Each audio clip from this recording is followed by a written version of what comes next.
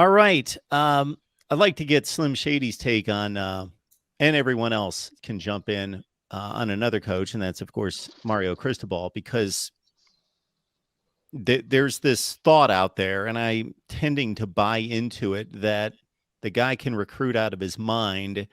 Now, what he's doing on Saturday afternoon for about 3.5 hours in terms of trying to manage a game can be called into question many times. He accomplished what he did at Oregon, which was fairly impressive.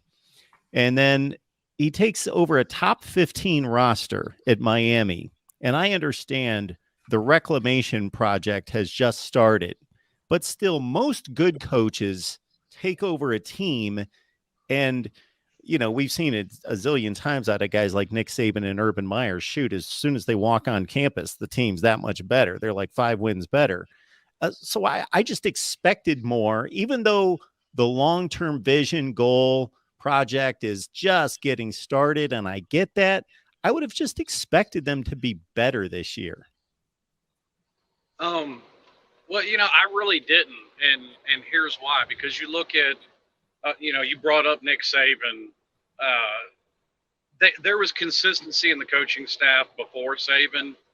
I think Miami, over the past 15 years, and I brought this up, it seems like till I'm blue in the face, has been the definition of inconsistency. They've had 6 head coaches in the last 18 years, if you include Mario.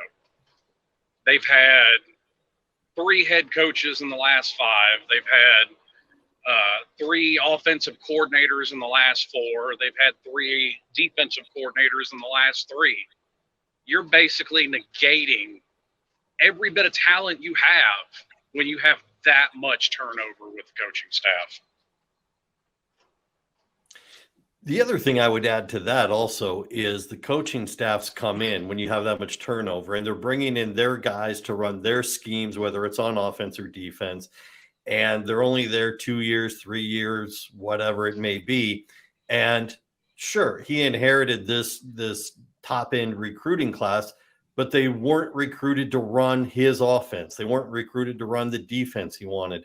Mario recruits, and when I was covering the Pac-12 and was watching them at Oregon, it's a little oversimplification, but there's a toughness that he recruits. There's a mental and physical toughness, and these guys that he inherited, some will survive, his coaching style and his coaching era, and some won't. Some aren't good enough, or some just aren't the right players for him. They're not guys he would have recruited.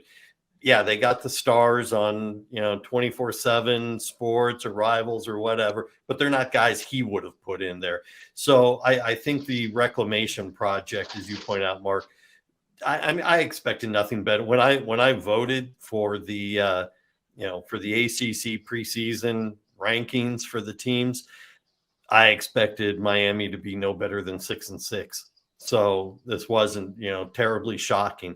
I expect a little bit more. I got to see more out of Tyler Van Dyke. Really do.